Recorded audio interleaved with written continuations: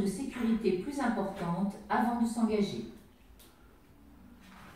Quitter un stationnement à partir du bord du trottoir ou d'un parc aménagé sont deux choses différentes. À partir d'un parc de stationnement, la règle générale s'applique.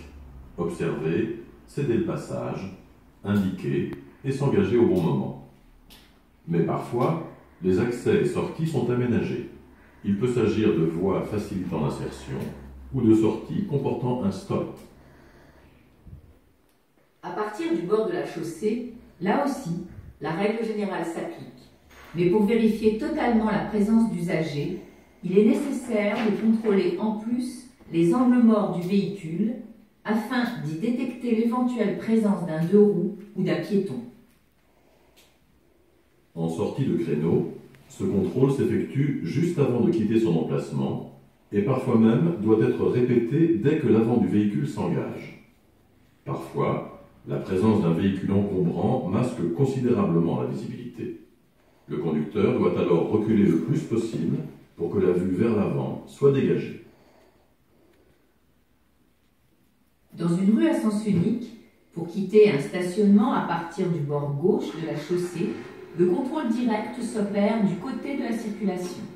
Ce contrôle doit être répété si la visibilité est masquée par des véhicules stationnés. Sur les routes où la circulation est rapide et dans certaines intersections, l'accès à la chaussée s'effectue par une voie d'insertion.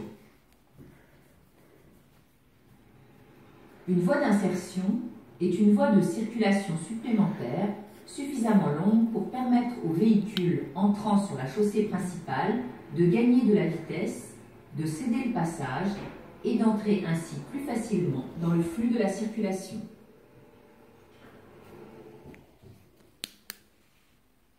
Cette voie est délimitée par un marquage au sol plus large, mais sa longueur est limitée et se termine en biseau.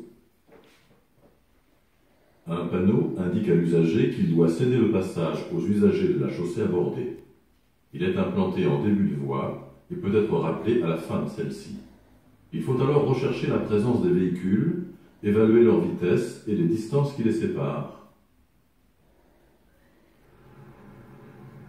Le conducteur doit décider du moment et de l'endroit où s'insérer. En conséquence, il adapte son allure, signale son intention et s'engage au meilleur moment. Il n'a pas l'obligation d'utiliser la totalité de la voie d'insertion.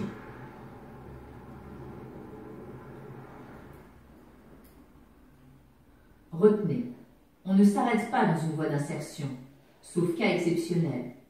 Par exemple, pour accéder aux rocades urbaines lorsque la circulation est chargée. Il faut alors s'arrêter plutôt en début de voie. En cas d'urgence, ce qui découle d'une mauvaise appréciation, il reste la possibilité ultime d'utiliser la bande d'arrêt d'urgence plutôt que de forcer le passage et de créer un accident.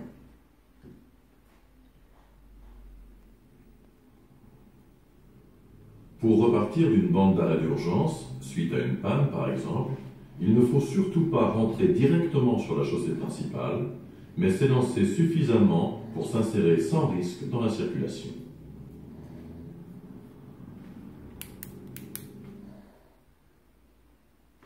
Sur certaines voies particulièrement fréquentées, des feux tricolores peuvent réguler l'accès et ainsi limiter le nombre de véhicules entrants. D'autres intersections comportent des voies d'accès assimilées à des voies d'insertion, mais leur longueur reste souvent limitée. À l'égal de l'insertion, quitter le flux de la circulation demande quelques précautions. Pour rejoindre un stationnement ou un lieu privé, le conducteur doit prévoir sa manœuvre afin de ne pas gêner et de ne pas surprendre les autres usagers. Tout d'abord, il contrôle la circulation en utilisant les rétroviseurs. Il indique ensuite son intention par le clignotant. Alors, il peut ralentir et se diriger vers la direction choisie.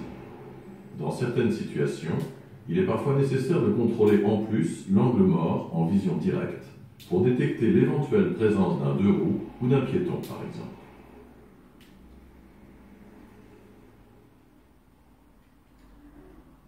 Sur les routes où la circulation est rapide, La sortie de la chaussée principale s'effectue par une voie de décélération. Le conducteur est prévenu de cet aménagement par une signalisation adéquate. Une voie de décélération est une voie de circulation supplémentaire permettant de ralentir en dehors du courant principal, évitant ainsi les risques d'accrochage. Cependant, il n'existe aucune règle particulière pour utiliser ce type de voie et toutes n'ont pas le même profil. Le plus important est d'anticiper pour éviter tout risque d'accrochage. Lorsque la circulation est dense, il est conseillé de ralentir progressivement et plus tôt pour ne pas surprendre les autres. Si l'usager circule à la vitesse maximale, il doit ralentir pour respecter la limitation de vitesse. Lorsque la voie est suffisamment longue et droite, et si l'on est suivi de près, il est préférable de ralentir une fois placé dans la voie. Lorsque la voie est courte, il faut évidemment ralentir avant. Si l'usager est seul, rien n'interdit de ralentir avant d'entrer dans la voie de décélération. La voie de décélération peut se trouver associée à une voie d'insertion.